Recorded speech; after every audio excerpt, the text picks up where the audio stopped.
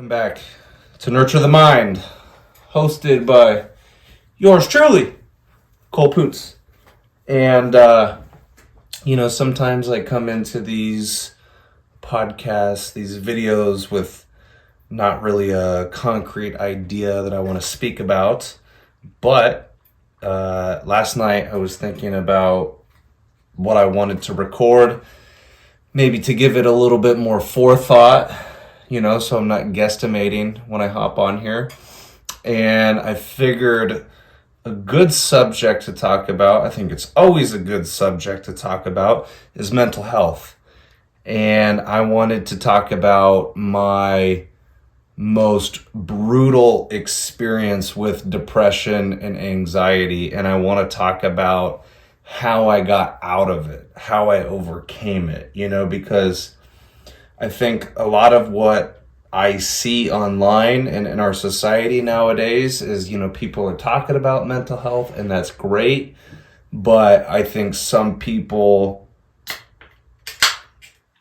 try and play too much of the victim, and they're kind of crying and complaining about how bad their circumstances are or about how much they're suffering, and they're not doing enough. They're not taking enough actions to actually overcome the problem. And don't get me wrong, dealing with mental health sucks. It's an everyday sort of battle and fight that you got to claw your way out of. And there's going to be times where you feel like you've overcome some things. You feel like your struggles have just gone away. And then you might have a moment in time or an experience that triggers you and sets you back. So it's an ongoing fight. It never ends. But I want to encourage people to get out of that victim mentality. It's like that lack mindset, where they use these circumstances to just collapse them. And I understand, like, if you're in a dark place, it's unfortunate, and it's so hard in the moment to look at the positives for going through a situation like that, but it allows you an opportunity to get better, to work through that, to come out of it on the other side more improved, more enhanced as a human being. So I just think it's an important message for society, and I think if I could tell my story and provide maybe just like a little sliver of hope, that would be great. Any way that I can contribute some type of encouragement to anybody out there that might be struggling. So, let's talk about it. Let's talk about my most troubling experience with depression and anxiety. So it was 2019, and 2019 was a very, very rough year for me. To give a little bit of context to this situation, I think some of my issues were starting to develop around the end of 2018, as I was in this very complicated relationship with a female that I really liked. And she lived in California. I lived in Iowa at the time, and her mother lived in Iowa as well. And so she would come back on like spring break, winter break, summer break, those sorts of things. And that's how we met. And eventually it got to a point in 2018 with all that back and forth where I was like, well, one of us is going to have to move closer to each other if we want this to work, because it's just so hard to fight through long distance. You can't be like, it's different if you're like an hour away or like 45 minutes. I wouldn't necessarily consider that long distance. I mean, there is a little bit of distance involved, but it's not the same thing as living halfway across the country from the person that you're interested in. So she finally made the decision kind of at the end of the summer of 2018 that she was going to fly out to California and get all of her belongings and come live in Iowa permanently. And she needed somebody to help her get all those belongings. And at the time, I was taking a little hiatus from college. I had completed 1 year at Simpson College, but I didn't really know what I wanted to do with my life. I was 21. I was youngin'. I was confused. There was a lot of conflicting things going on in my head about education and my future and what type of career I would want. And that's why I think it's bullshit that they tell you, right out of high school that you should have these things figured out, or you should know what your path is. It's like your path continuously will evolve throughout your life. Your purpose is going to change from time to time, and it's very unrealistic to think that at 18 years of age, or even at 21 years of age, you would have these things figured out. It's changing all the time. So I'm glad that I took that break, and not because it allowed me to go on this trip with my girlfriend at the time, but it allowed me to get some life experience, to go through some hardship before I inevitably came back to college and got my degree. So I flew out to California with this girl. It was September 10th, and the reason that I remember that is because 3 days before, September 7th of 2018, that is when Mac Miller passed away. He's my idol. He's one of my favorite musician and artists of all time. And so that sequence, it'll forever be etched into my mind, because he dies, I believe, on like a Thursday or a Friday. And then we go through the weekend, and I'm pretty sure her and I fly out of Iowa on the 10th, and I think it was a Monday. And so it's just so vivid in my mind that I remember pretty much all the details. I remember the dates.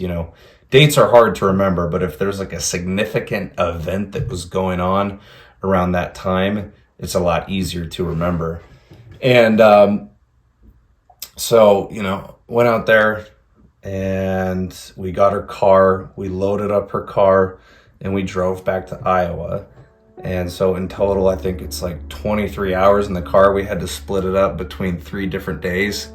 And it was a very challenging trip. And there were a lot of red flags on her side that I noticed, but I was too stupid to acknowledge that and then make a decision moving forward. So as soon as we got back from that trip, it was only like a week or like 2 weeks after that, I remember talking to her, because at this time we weren't dating. We were just talking, but I mean, to make a trip like that, to help her move her stuff to Iowa, one rational person would think that dating might be right around the corner or in our future. And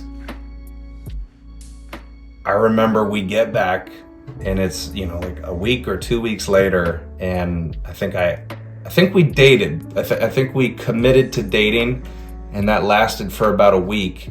And then she got cold feet, and she was like, I just want to be friends. I don't think we should be in a relationship.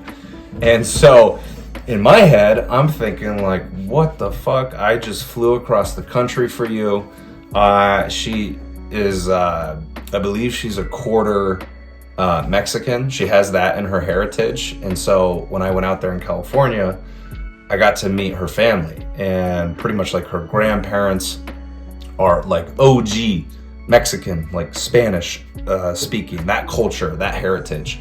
So they didn't have concrete English that they were speaking. And that was very intimidating, because this is the first time that I'm meeting her family, and yet I'm essentially ripping her away from her family and saying, yeah, hey, nice to meet you guys. I'm the guy that's taking your granddaughter back to Iowa with me. And certainly they didn't treat me like a pile of shit, but I'm saying those were serious steps in the process of talking to somebody that, again, would lead you to think maybe dating this person is right around the corner. So when she told me that we were just going to be, she just wanted to be friends, to be quite honest, I was devastated. I was like, what do you mean? So that should have been a huge red flag for me. And I think, not to blame my parents or to throw them under the rug, but I do remember as a kid seeing a lot of fights between my parents, seeing them get in arguments, or there might have been a shouting match, especially if my dad was drunk. And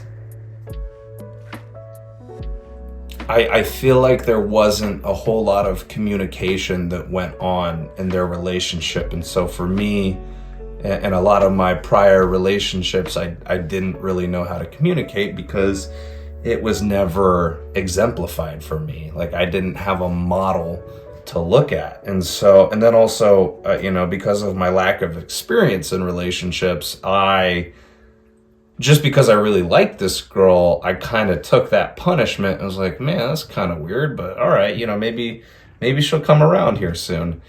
And so honestly, like, I don't want to get too far into depth with this thing, but that relationship went off and on from September of 2018. It went off and on until about November of 2019. So that's a year.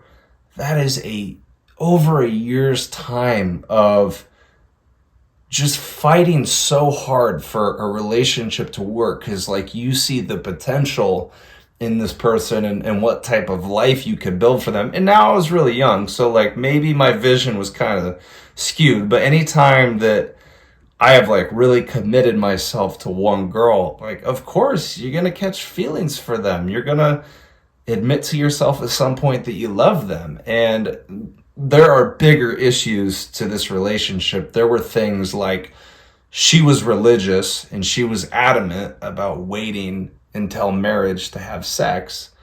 But yet, once she moved to Iowa, because now we could be around each other a lot more, we started experiencing with each other a lot more sexually. And so there were many, many, many, many times where that pressure is building up and you're about ready to have sex with this person, and then she would slam the door shut. Her religious convictions would take over, and so she was conflicted because it's like, she had feelings for me, she liked me, she was attracted to me physically, she wanted to do this thing, but she felt like she couldn't go against what God was saying. Now, I am religious, but I don't believe that you have to wait until marriage to have sex with a person. Anytime that I've had sex with a girl, it's been when I was in a relationship with her. So I very much value, like, if I'm going to get intimate with you, I want it to be a committed relationship. I don't want to just give it away willy-nilly.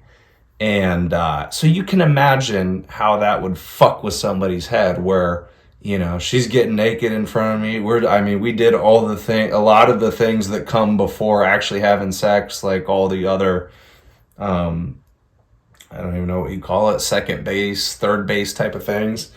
And yet, like I said, every time it came down to us finally making that split decision to have sex, she would shut the door. So that's another layer on top of it. Like, for one, not having that commitment from her to stay in a relationship, it was also like, we were fighting that whole intimacy battle for over a year. And that just really fucks with your head, dude. Because like I said, when I get narrowed in on one girl that I really like, I'm committed. That's like the only person that I can see. How could you not? I feel like that's how humans are hardwired, if we develop feelings for somebody, it's like, we want to be with that person. We want to mingle. We want to create a life with them. And so,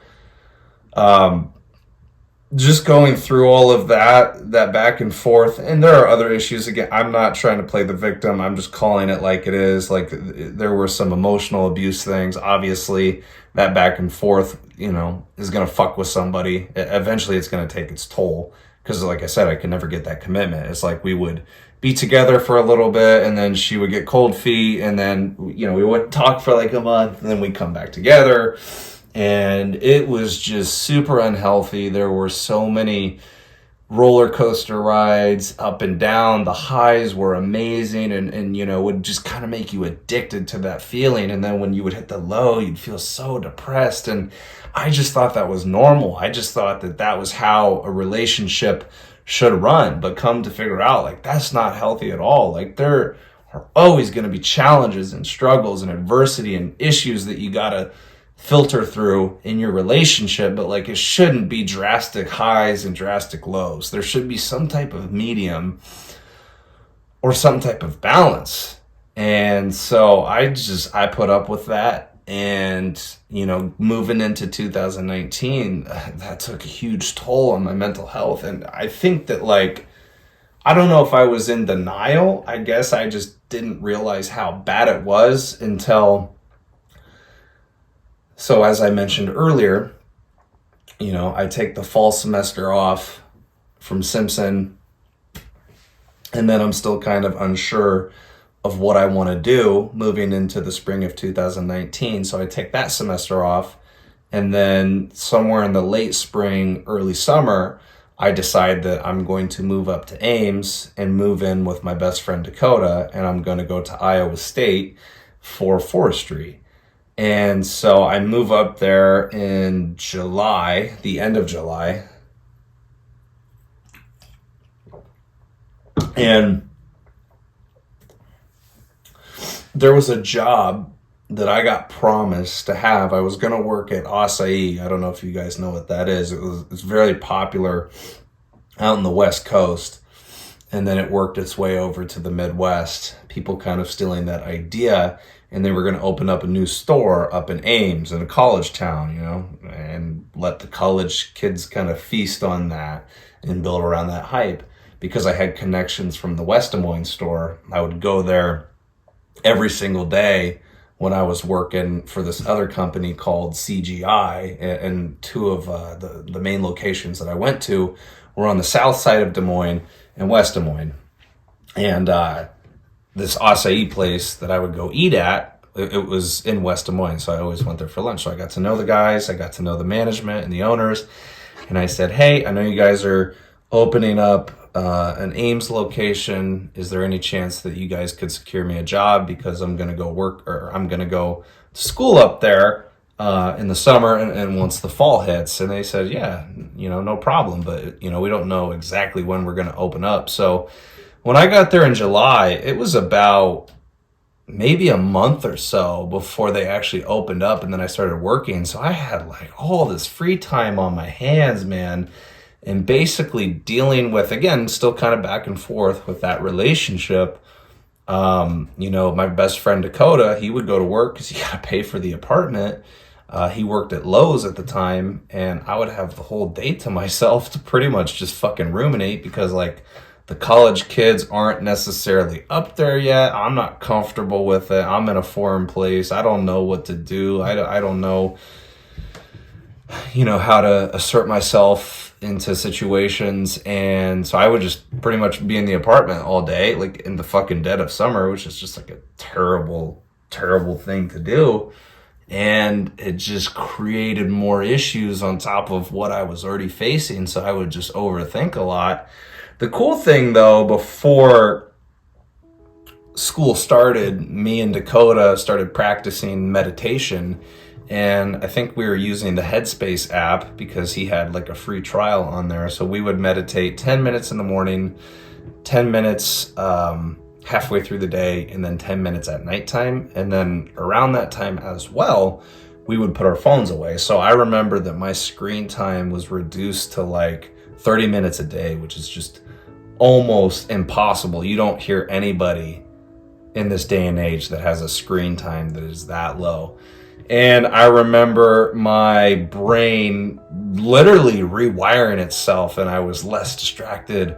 I wouldn't get distracted by my thoughts. Yes, me and this chick were kind of at a standstill in terms of talking, and I had fears that she was potentially talking to other dudes while she was still in Indianola and I was up in Ames.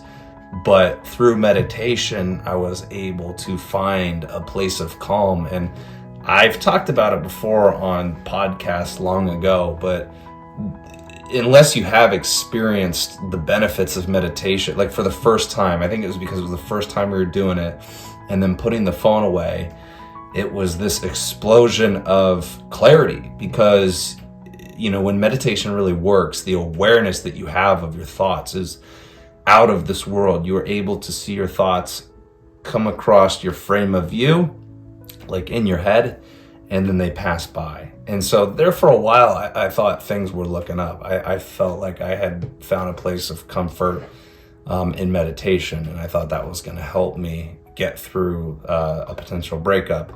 But really, the big problems come is when school starts. And for whatever reason, like I said, I think I had a lot of issues going up into Ames that were unidentified. And I think I tried to lie to myself and essentially say, let's give this a shot. This could work out. But I was running from so many things down in Indianola, and that last year of this broken, severed relationship that kept going back and forth, that was inevitably going to run itself into the fucking ground.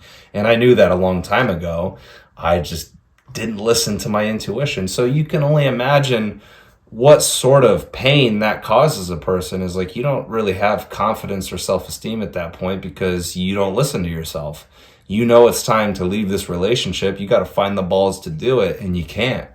You've tried, but you can't. You keep finding yourself coming back to this person. That's when you realize, the one benefit to going up to Ames is it finally gave me a break from her, and I was able to do a lot of research about anxiety and depression and emotional abuse and gaslighting. And now I finally had some terminology to apply to the situation that was happening to me. And so, I'm thankful that happened, and it's great that I had that discovery, and it makes you feel slightly better in the moment, but then you realize, like, fuck, dude, I've been fucked over for the last year by this person, and whatever, again, I try not to blame people. I probably felt more like that when we first broke up.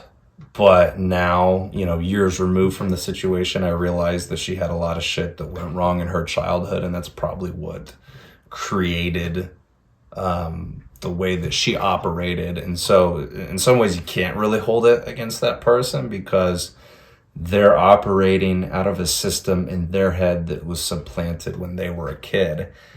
And so, it was good to go up to Ames, but once school started, I quickly saw my issues just start to flare up. I would be in class, and then I would start worrying about the future, and I all of a sudden, I wasn't sure if I wanted to be up in Ames, and I would go home and I would bawl my eyes out, and it was like an identity crisis because I was very much in my head. This is the first time. I don't know if you guys know much about disassociation and depersonalization, derealization. There's a whole category of videos that you can go look at, but basically when you have so much anxiety pulsing through you that it produces this feeling where you don't feel like you're a part of your body. You feel like there's this veil or this curtain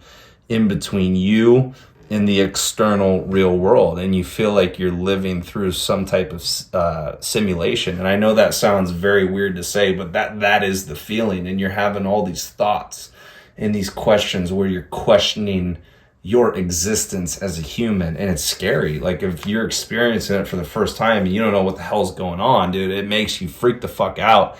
And I just had a lot of panic. I had a lot of anxiety in my head through all of these situations starting to coalesce, and me not dealing with this shit before I went up to Ames.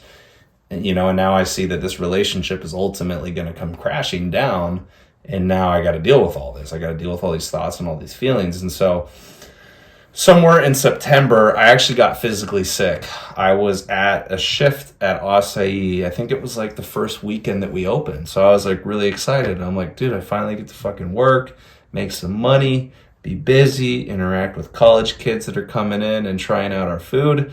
And I made it all the way through the shift, but somewhere during the shift, my stomach started to hurt. And I was like, I don't know what's going on, but that doesn't feel good. That doesn't feel right. And I came home, and I remember it was close to the anniversary of Mac Miller dying because it was in September. It was the first week of September. So I went home after I got off. It started raining, and I was watching, there's a YouTuber that does music reviews. His name is John Denton, that I really like. He was doing a review of Mac Miller's mixtape Faces, which is one of my favorite projects by Mac Miller. And I remember, because at this time I was still smoking pot, and I hadn't tied two to two together. Like, if you're very anxious, if you're in that state of mind and you decide to smoke pot, it's just going to make everything so much worse. It's going to make you even more paranoid, freak out even just a little bit more. And I think I took a little hit of pot, and something came over me. I think it was like all these things just decided to finally add up, and I got physically sick. I was talking to Dakota in the living room, and I remember saying something like, dude, I just feel like I'm fucking a lot of things up. Like, I was just very hard on myself at this point. Like, again, no self-esteem or confidence. I was like, I feel like I'm losing my grip. And then I start to get very tunnel vision, or like my vision is very hazy, and I'm only like very much like focused on one thing. And I go to the bathroom and I throw up. And I mean, obviously after you throw up, like, there's a huge relief in that. And then I remember crawling on the ground out to the hallway and calling my mom and talking to her about it. I'm like, I just got sick. I don't know what's going on. And she's like, well, it might just be like a 24-hour bug, just see how you're feeling tomorrow. And so that's not what it was. I went through this sickness for about a month, and I could not pinpoint what it was. And I'm starting to think now, I mean, I think I reached this conclusion a long time ago, but they couldn't figure out what was wrong with me, because then I decided to move back to Indianola and live with my parents in October. And I briefly had some stomach issues in October and early November, but when I did my stool sample, the doctors couldn't find anything wrong with my gut. So I personally believe I was just overwhelmed.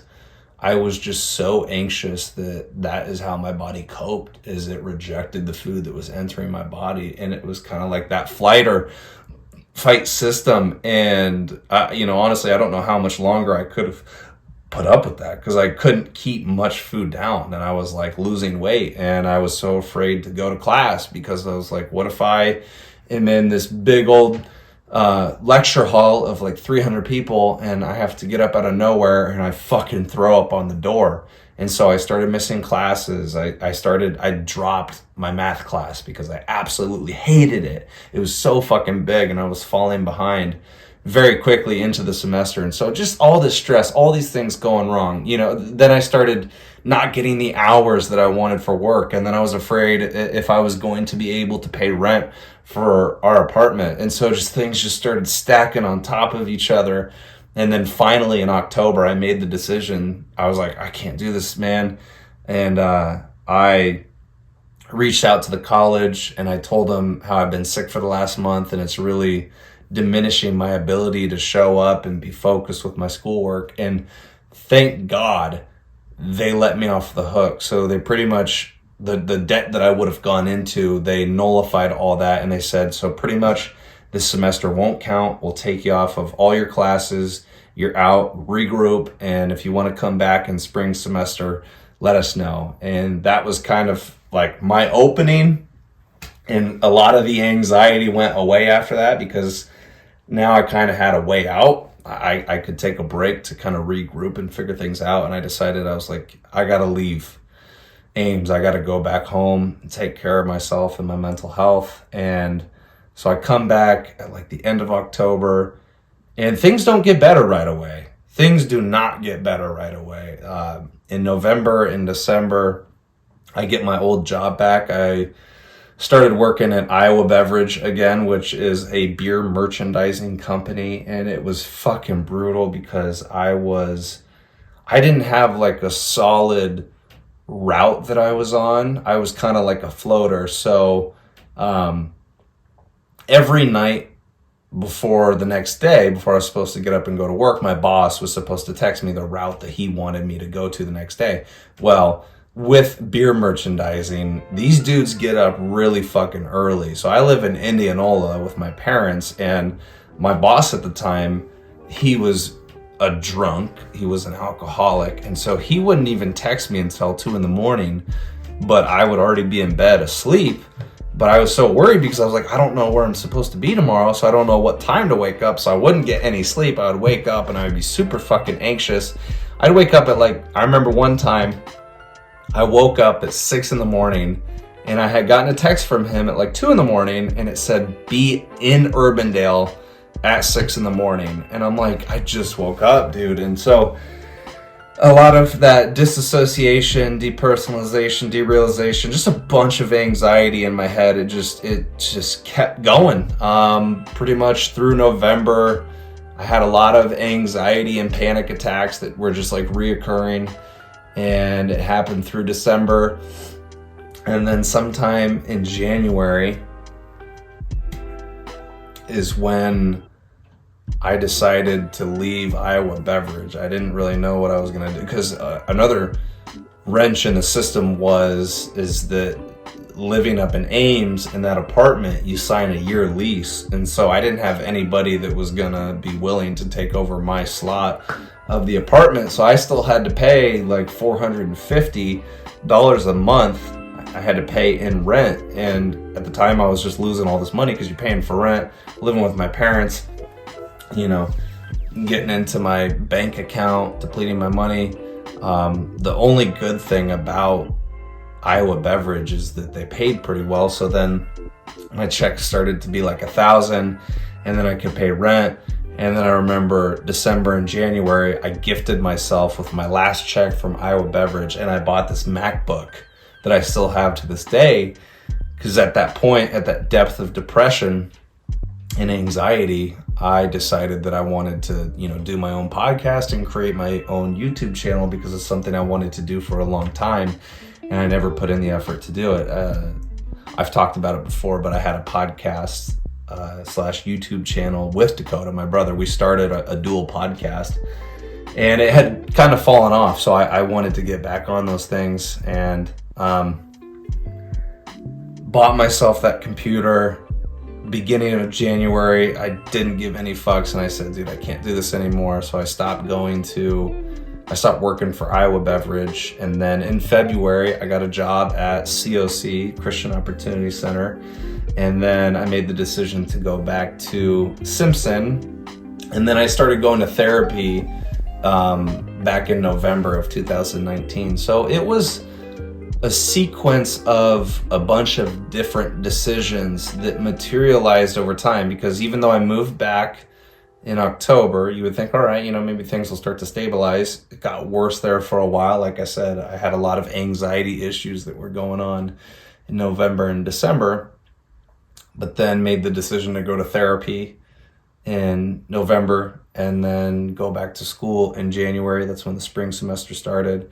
And then finally, I got a new job in February. And that's where things really, January, February, that's where I started to see myself improving day by day. And I think there were many things at play that got me through that. Certainly one is just checking your ego and realizing that you need help. So again, talking to you guys, if you are struggling with any one of these things that I mentioned, I think talk therapy is a beautiful thing, but you got to find a therapist that you gel with. Sometimes we don't feel comfortable telling our family or our friends about what we're struggling with. And it's super important to find sometimes that third party or that unbiased approach, somebody that doesn't necessarily know you, that can maybe steer you on the right path or give you a different perspective. Do I think it solves everything? No, I don't.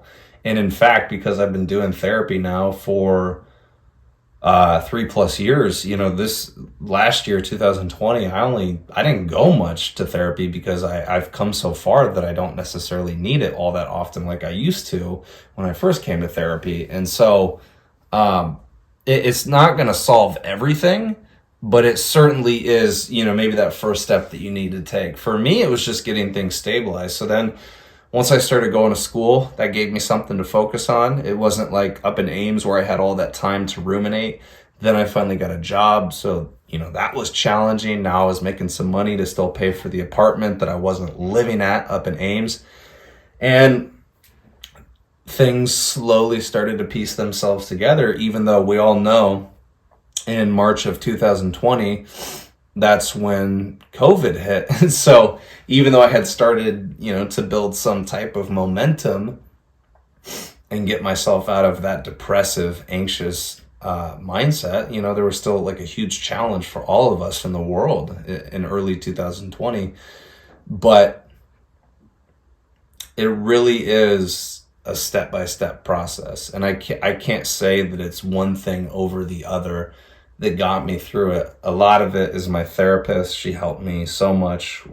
She's still my therapist to this day. And if I am kind of struggling or need like a perspective shift or just need her thoughts or her ideas on some situation that I'm going through, I'll call her up and then we'll set up an appointment. But like I said, I don't have to go as much as I used to. It's a testament to all the work that I've put into myself.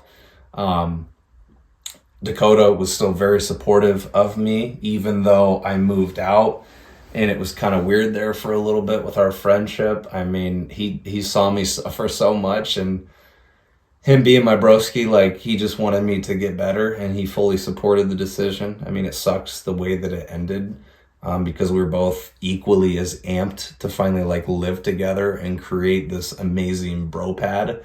And we got off to a really hot start with the meditation, but life had other plans for me, and my mom was a huge support throughout the way. I recognize it now, but I used to rely on her too much. So like when I was struggling, like I would always call her, or like even when I came back to Indianola, anytime like I had a bad day, I would always have to go to her. And I don't think those things are bad. I think it's okay to have conversations like that with your friends or your family or a therapist, but you just got to make sure that you're not relying on people too much, because although you may need help initially, eventually you're going to have to figure out how to deal with these issues on your own, because ultimately you are the only person that you have in this life. Like when you die, I mean, it's just you. And so, that was something that I learned over these last few years. Really, in 2022, I've had ups and downs. I've had setbacks. I deal with a little bit of anxiety probably every single day. There's probably always, a little symptom, but I've just seen these patterns happen so many times that it's like it's not that I don't need therapy. I think therapy is helpful for everybody, but what you guys will find, depending on how young you are, if you're just starting this whole mental health exploration process, is like, dude, once you've been dealing with it for so long, it's not that it doesn't impact you. It still does, and it still gets you from time to time. You're just so much more prone to figuring out how to deal with it. Like, you kind of know what ticks you, what you should remove. As long as you're being smart about those things and you're aware and you're self-conscious, not in the bad way, but like you understand what you need to change about yourself. As long as you make those changes, you take away people that are taking away energy from you, like it's going to add up at some point. You're going to figure out these patterns throughout your life, and you're going to understand how you can get better. And a lot of it too is just being young, man, and being so misguided and making mistakes and going through bad relationships. Like, I guarantee everybody in this world, if you're at the proper age, like at some point you're going to have a bad experience or a bad relationship or where you felt let down. Like, that is so normal as a human. And again, you don't look at it that way in the moment, but those situations can provide so much insight. Because if you have like a failed relationship or you were with somebody that was toxic, as much as it hurts, once you get through it, dude, you can look back and be like, all right, so that sucked, but like, let's never go through that again. I now know what to avoid. I now have self-worth that I will never put up with a situation like that ever again. And so, again, there's no like one fix all problem to mental health or to like how I got myself out of this situation. It really was just like a bunch of things mixed together. And the biggest key too is just being patient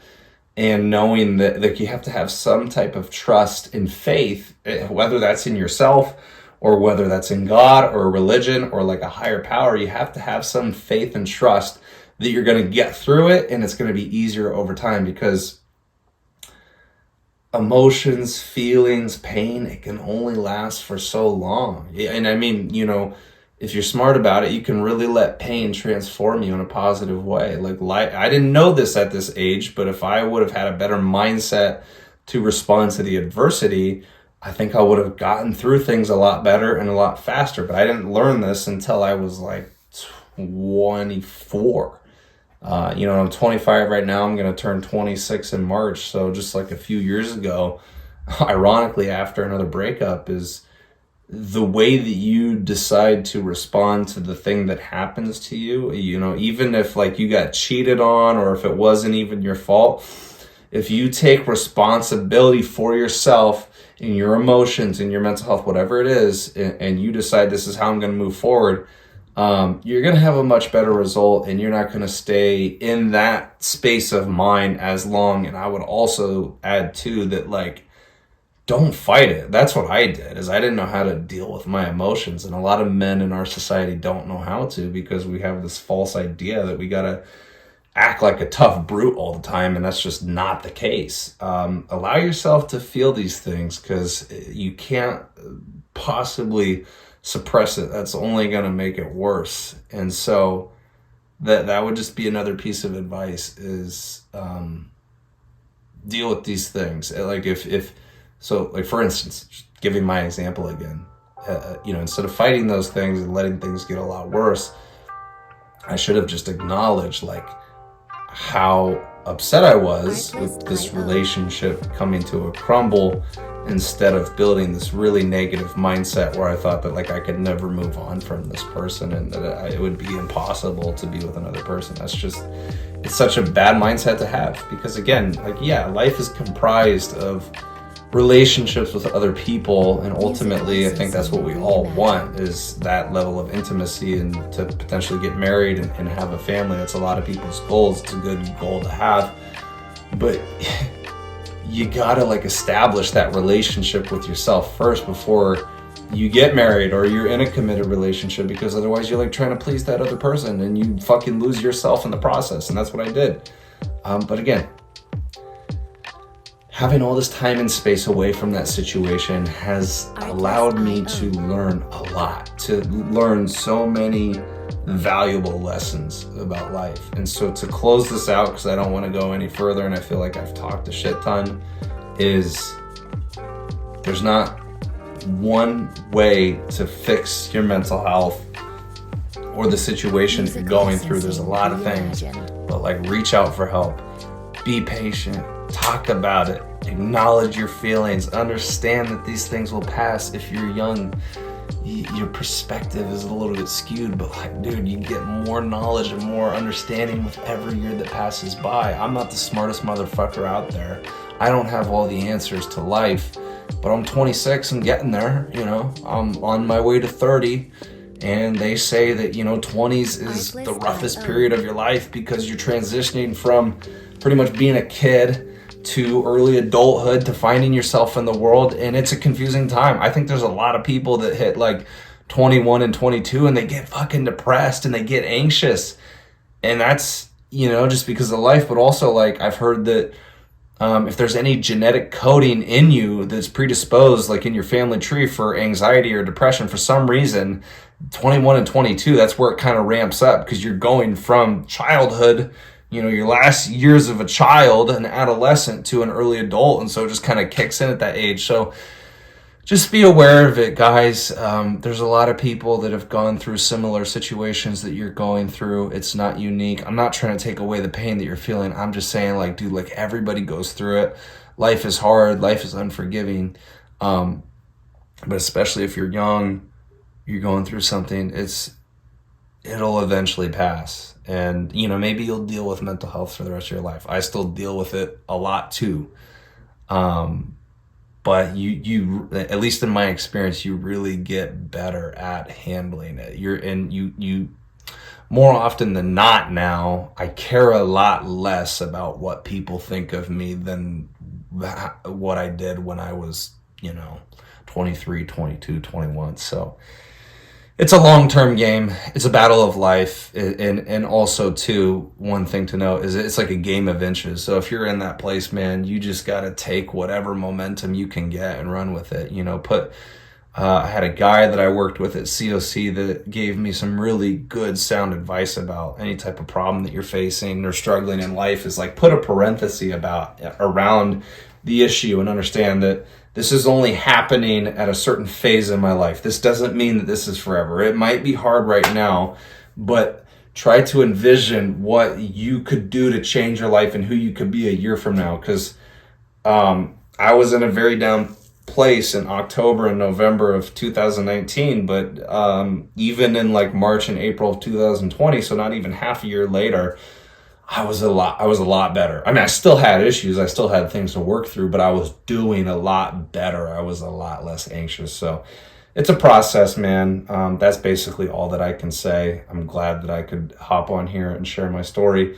If you got anything from this video, if you got anything from this message, I always ask people that you just share it, like the video, subscribe to the channel, tell a friend about, what you learned or what it made you think of. That is the best way to grow the podcast, the show. The YouTube channel is basically just word of mouth. It's just getting it out there to more people. Because my ultimate goal, as I've said many times, is to make this thing that I'm doing here fundable and to ultimately build a career out of it. So appreciate it if you would share the message. Guys, I'm going to hop off. Closing thoughts. Today is January 8th. It's a Sunday. Just watched the Dolphins play their last regular season game of the year. They beat the Jets 11-6 with a third-string quarterback, and the Bills beat the Patriots. So that means the Dolphins are in the playoffs. Hopefully we get Tua back for the first round, and we got to go play Buffalo. We beat them earlier this year when they came down to Miami, and then we played them a second time because they're a division rival. We played them up in Buffalo, and we lost a very close game by 3 points. We look a lot different than we did halfway through the season, but I have hope and I have faith that we can find a way to win and get to the second round. So that's my parting thought. It's been a good weekend. Thank you guys for tuning in. Love you guys. Talk to you later.